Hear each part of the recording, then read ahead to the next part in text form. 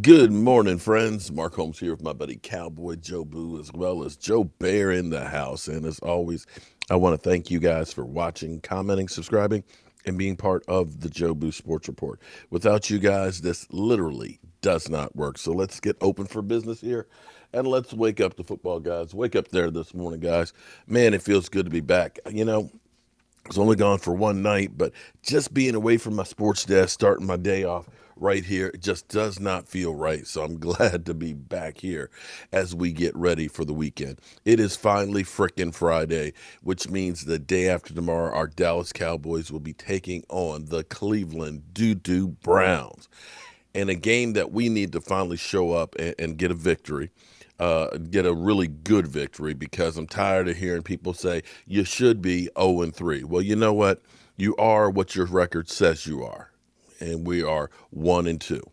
We get a victory, we're at 500, we're at 2-2, and it's important to get back on track.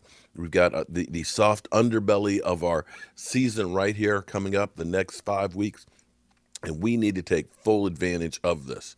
All right, so the good news is Tyron Smith, who's been dealing with neck stingers, is on track to be able to be back and playing this week. That is actually great news. In fact, in some regard, now we don't know what's going to happen with Lyle Collins. He may be needing hip surgery. In some regard, what happened right there may end up paying dividends for us down the road, because a lot of guys ended up getting opportunities that you weren't expecting to get. Had Lyle Collins and Tyron Smith been there, Tyler Badass probably wouldn't have had an opportunity.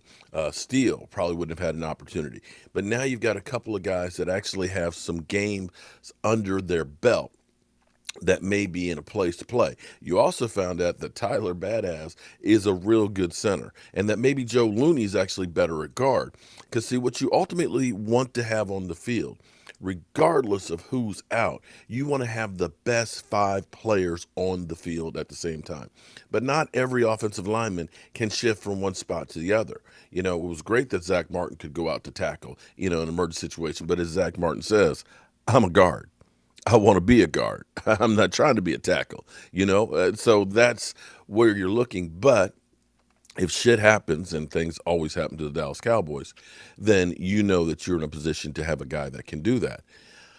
In other news, this morning, Mike McCarthy had a statement about balance. Right now, we want to be balanced as we can. Balance isn't always about numbers. It also comes down to who you are playing against. Seattle loaded up. They clearly went into a game with a focus on stopping Zeke. You have to have the ability to get the ball outside and find different ways to get the ball to Zeke. To me, we just want to be aggressive on offense, because the biggest thing I look for offensively is ball distribution. Defensively, we want to stop the run. We haven't done it quite yet throughout the course of the game, but we want to get in a position where we can pass rush, can pin their ears back, and get going. We haven't played with the lead the whole year, so that identity and the identity we'd like to have, we'd like to play the strengths of our football team, and I like the progress of our special teams. But by design, we want to be overly aggressive early. Excuse me. That was part of our plan for John Fossil, and I went as far as the approach this season. We clearly did that in the first couple of games, so it's nice to see our guys settle in. We need to have a big game Sunday, and I think so far we've had a good week of special teams. We've had some tough moments up there in Seattle. Why be aggressive early on special teams? I can't go that deep into that one, but there's a reason. That's from Mike McCarthy. There's a reason to go hard on the special teams this early as opposed to later. Okay. Well, that's what you got right there in a nutshell. Okay, so for the Cowboys, typically what used to happen for us as Cowboys is Friday was like the big practice day of the week, and Saturday was a walkthrough. Sunday, of course, is the game. Things have changed for the Cowboys, where Wednesday and Thursday are your big practice days. Friday is basically a walkthrough to try and give the players extra rest going into the game on Sunday. And that's, of course, the game plan that they're going to continue to go with. Me, for one, I think the players, because of this shortened, and I'm not saying that's a bad idea. I don't know. I'm just giving you my opinion. To me, looking at what's happened with the defense, that the defense, and I think this is across the board for most teams, that defenses, it's not like you can go, hey, let's go to the football field in the offseason and let's go run some plays. It's not like being a wide receiver and a quarterback where you can run routes and pass the ball and really practice your skill.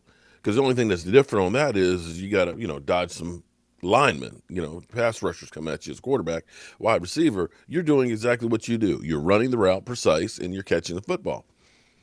But being a linebacker or being a cornerback or safety, you've got to be out there in real time, real speed against guys where you're really trying to cover and work on your craft. And it doesn't seem to be so much that the players need rest in the secondary. It looks more of like they need to know where they need to be. It's one thing if you have a wide receiver that's just, running half a second faster in a 40, that's just blowing by the cornerbacks. I get that you want to make sure that the player is, physically able to perform at the highest level he can because he's going to need every ounce of speed. It's not been that.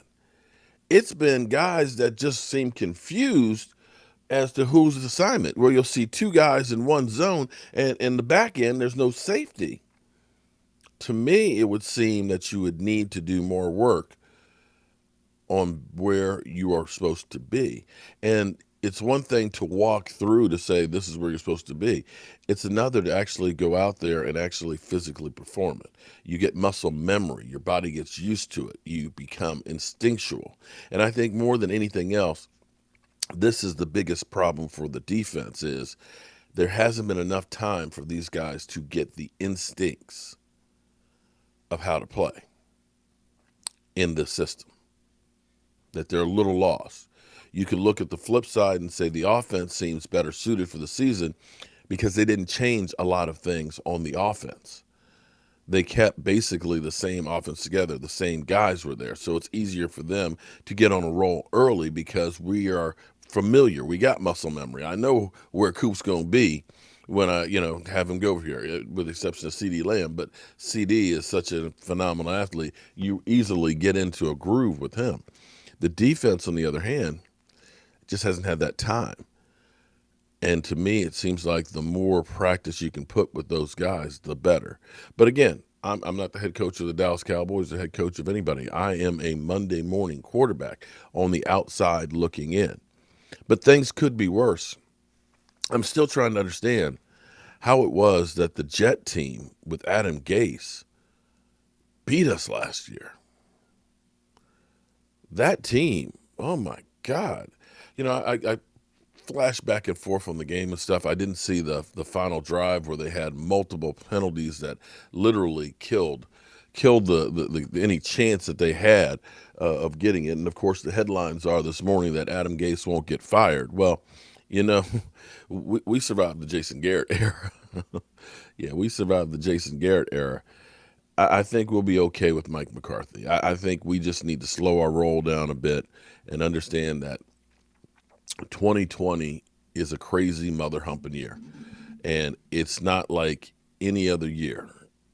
It's just, you just make do with what you can and try and survive.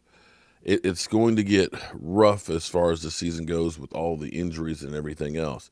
The Cowboys may actually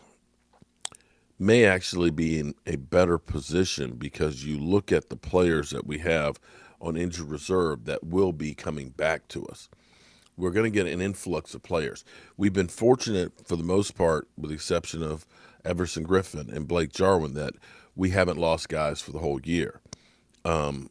Possibly in another 2 weeks or so, you may end up having Sean Lee back. You may end up having Van Der Esch back in another 2 or 3 weeks. You will get a Woozy back. You will get Anthony Brown back. You will get maybe Lyle Collins. You'll get a Randy Gregory. So we'll actually have some reinforcements, and this may be part of the reason why Jerry Jones and crew are looking at it and saying, we don't need to sign somebody else that's going to have to learn the system. We're better off when these guys get healthy and come back. And right now, time is on the Dallas Cowboys side because you have games that should be winnable. You have the Browns, you have the Giants, you have the Washington team, you've got the Eagles.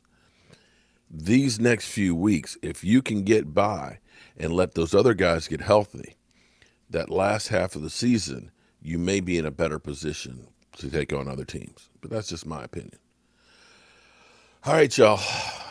I'm going to go ahead and get some work to do, and I'm going to enjoy today. After all the work we've done this week, I got a lot to do here at the house. Got paperwork to do. I got Juan Cruz. We got to get your stuff out in the mail because Dak over here is headed your way along with the 3 racks you ordered and the glasses and everything else. So I got to make sure I take care of you, buddy. I will talk to you guys later.